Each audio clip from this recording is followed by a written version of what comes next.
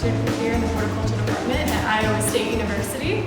Today we're going to talk to you about fertilizers and the different fertilizers you can use for your transplants at home. The most common being a liquid fertilizer like this fish emulsion that you can buy at pretty much any local home goods store.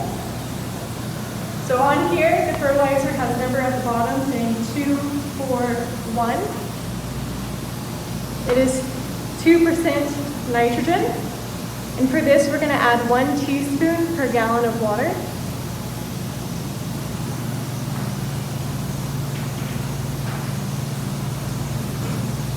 Now we recommend having your own set of teaspoons, maybe not use the one out of your kitchen.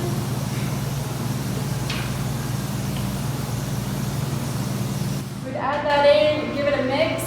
I would probably also do this outside, it does smell. We'll thoroughly water your transplants.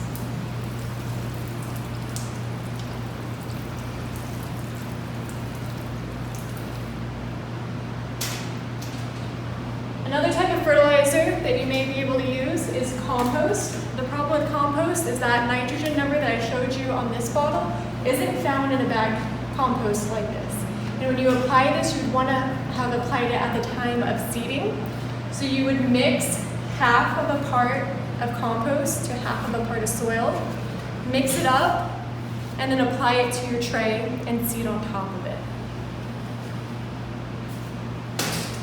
One of the more commercial style liquid fertilizers is this Nature Source. Now it is 3% nitrogen, so it's a little bit more than the fish emulsion. It's commercial because it's found in large quantities. And with this, they're using parts per million, which is traditionally used with liquid fertilizers, especially in a commercial setting. So in this situation, you would use 8 ounces per gallon, mix that up, and then add that to 15 gallons of water, because the ratio here involves it going through something called an injector at a 1:15 ratio, meaning that for every 1 gallon of fertilizer solution it's pulling up, it's going to go into 15 gallons of water. Now the other type of commercial fertilizer commonly used would be a slow release organic fertilizer. Now this fertilizer you would also use at the time of seeding and mix it in, open it and show.